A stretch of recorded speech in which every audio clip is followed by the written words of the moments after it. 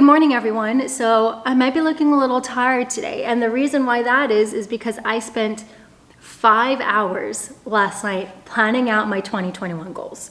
And you might be thinking, Asia, that seems a little obsessive, but also remember that getting what you want in life and success doesn't happen by accident for the most part. So you have to really do plan, and I have found over the years that actually me writing out my plans, figuring things out, setting mini goals to achieve larger goals has helped me both in my financial life and my professional life. So this is actually going to be split up into 2 videos. This one, all about finance, what I want to achieve in 2021, how I plan to achieve it, breaking down my sinking funds, because I did set it up a little bit differently.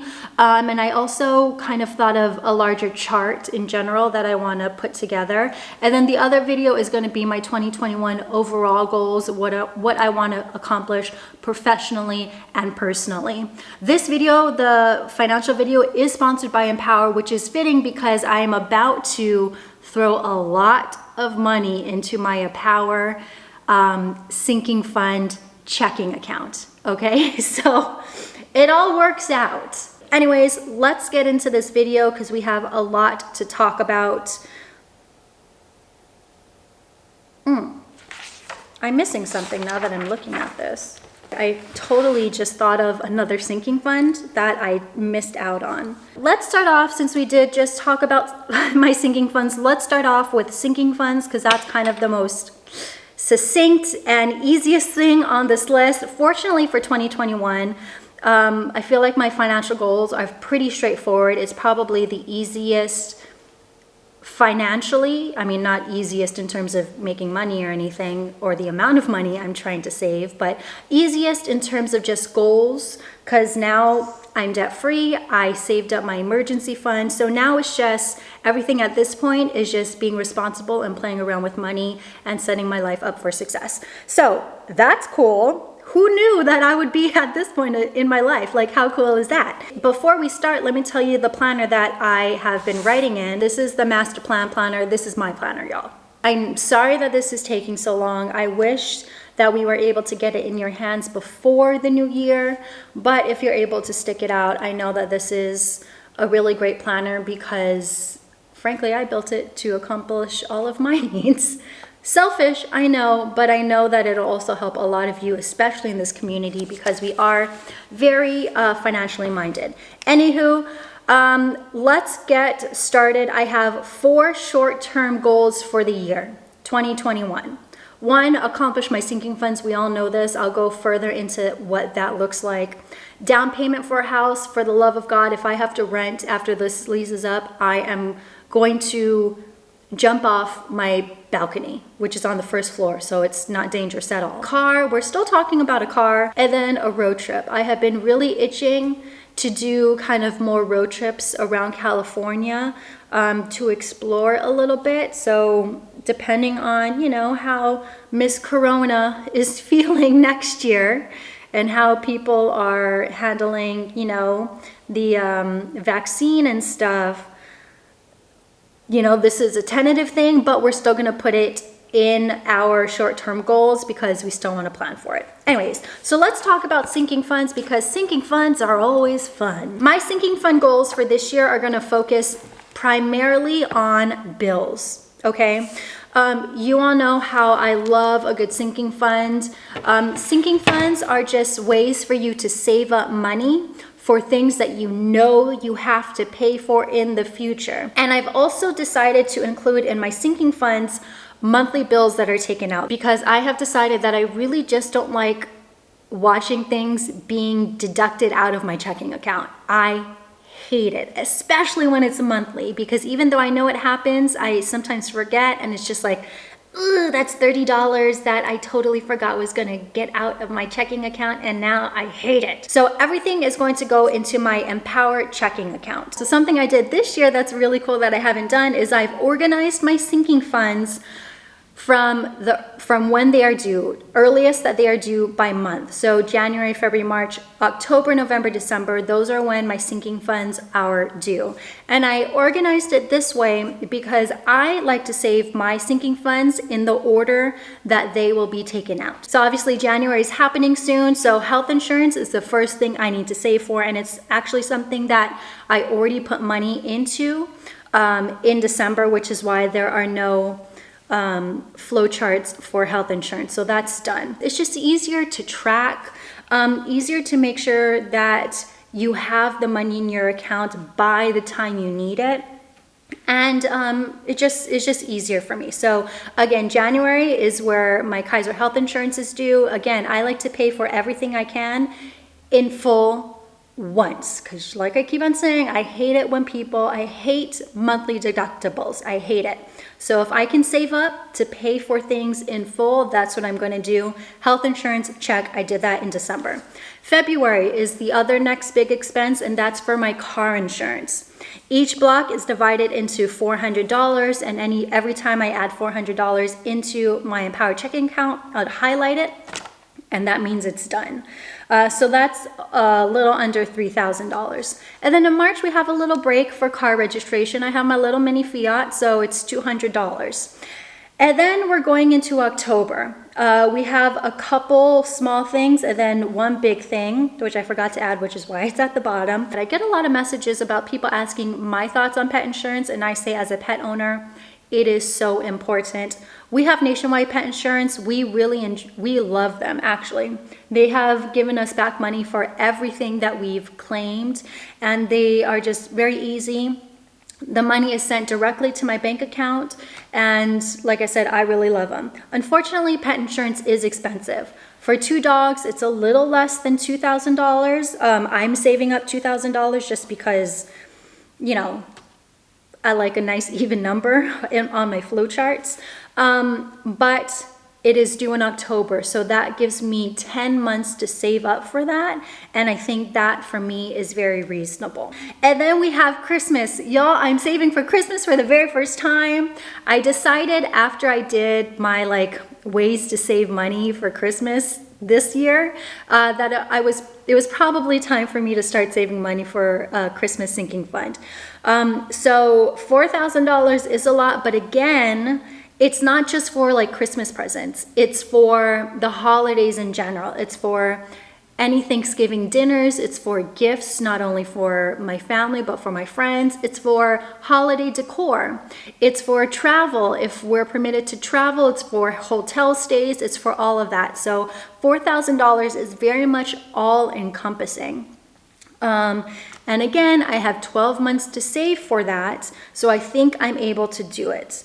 And then below that, I've also have my monthly expenses. All of my sinking funds, including my monthly expenses, are going into my Empower checking account. I've decided I'm going to do it that way just because it's just easier to put my bills all in one place. All of my bills are going to be in my Empower checking. And for me, I've decided that that's just going to keep me organized. That's going to keep my bank accounts organized. And that organization is going to set me up for success. The cool thing about the Empower checking account is that you can actually earn interest in the money sitting in your account as a checking account. So I think right now it's 0.25% on all the money on your checking account. And in comparison, I just checked, and my Ally accounts, the checking accounts only get 0.1%. So that is a huge difference. And although it's just a small amount of money, don't you want to make money while it's just sitting in your account? Since my bills are taken out at different times of the year, my checking account, all the money in my checking account will continue to accrue interest as it sits. So even though I'm going to put in a certain amount of money, how much are my sinking funds altogether? $9,800 into my sinking funds over the course of 2021. By the end of 2021, that's actually going to be more because of the interest that it'll accrue as it sits in my account, which I think is really cool because that'll set me up for a more successful 2022. And then also something that I like is that there's no account minimums, no overdraft fees. In November of this year, I had about $200 in my account. For some account owners, depending on your bank, that might not be enough money. And you will be charged a fee for that, which I don't think is very fair. I think that's BS, and that's just banks being banks trying to make money off of you wherever they can. This account is not like that, and I really appreciate that. Whether you're a seasoned pro in saving and sinking funds, or whether you're just starting out and unsure if you're able to do this, you definitely want to go with a bank that's not going to charge you or penalize you for not having enough money. So that actually makes me really mad now that I'm saying that out loud, that banks do that. Fun fact, Empower now offers cash advance, again, without any of the predatory practices of other banks. So if you are ever in a bind, if you need cash, I know, especially now, you might be strapped for cash. You can qualify for advances up to $250. Again, no interest, no late fees, no credit checks, nothing. They make it really easy for you to get the money when you need it. Anyways, I gave myself a timeline to finish my sinking funds by ASAP, but realistically, I think I can do it within the first 3 months. So then I can spend the rest of my year focusing on my biggest goal, which is saving up for a down payment on a home. Also, remember, let's see how my emergency fund is doing. So remember, my emergency fund is also with Empower, but it is in Empower Autosave. I saved up my emergency fund fully in January, March, I think in either March or April of 2020. So I have been sitting pretty. An emergency fund has really helped me feel very secure, especially this year. I saved up 5 months of expenses plus mini savings funds for the dog. So right now I have $35,000 in my account. I don't technically need to continue to build my emergency fund, but I think a little bit more money might help, maybe just a couple $1,000s more. And I will be doing that by restarting my Empower autosave, so I can continue to build funds without actually having to do it and remembering to do it. So I think what I'm going to do is I'm going to start off with a small $5 a week just to get the ball rolling while I'm saving up for my sinking funds, because that is more of a priority right now. But once that's done, I'll increase my autosave to $25 a week. And I'm increasing it, I guess, in preparation for owning a home, because I feel like I will no longer have management to fix my toilet when I need it. So I just want to add a little bit more padding this year instead of next year when I might need it. So that's just something I'm going to do passively through the autosave on my Empower app. So let's talk about the car for a second. Since I don't know, I mean, I like my car, but after the whole fiasco of it needing to get fixed, I feel like my car is actually on the way to dying. So I want to save up $25,000. I think I can get a year's worth of fiat left in it, so that won't be due till January 2022. So I have a good amount of time to save up for it. And it is a lot of money, but on the list of priorities, from sinking funds, down payments, cars, road trips, saving up for my car isn't on the most crucial and important list of things for me to do. So I'm just gonna let that go as it goes. And since it's kind of a more flexible timeline, if I have to take more time to save up for a new car, then I can do that. If my car breaks before then, we still have Brian's car, so I'm not too worried about it. It's on my list of things to do, but it's not a priority. A priority is, however, saving up for a down payment. We are no longer renting after this lease is up. February 2022 is when this lease is up, and hopefully by then we will have a house. I want a yard for the dogs. I want an office. I want a desk, y'all. I want to sit on a desk. I've been doing work on the ground because we have no place else to do it, and it's fine, but I want a desk. My back hurts. I'm 34 years old, okay? this isn't good for my posture. And then I also want Brian to have his own space, maybe in the garage, or maybe we'll build a nice little hut for him in the backyard where he can choreograph, play his music real loud, and play his games real loud, and he can scream at the TV and it will not bother me. That is what I want. So we're gonna save $100,000 this year. For that, I decided instead of my normal flow charts, because you all know I love a good flow chart, I decided to track my savings for down payment using this chart. I thought it would just be better for me visually to see how much money I put aside for that every month instead of just a flow chart where I mark it off casually. I just want to be able to see more visually clearly how on track I am to reaching that goal. So that's why there's no flow chart involved. It's more so just writing down how much I was able to accomplish each month. And I think for me, that'll probably be a little bit more motivating. And then underneath my down payment goals, I wrote this is what I forgot earlier to put in, Roth and SEP IRA. My goal is to max out my Roth. Roth is used as a loose term. It's probably going to be a backdoor Roth. And then I'm also hoping to, after maxing out my Roth, add any other money I can into my SEP.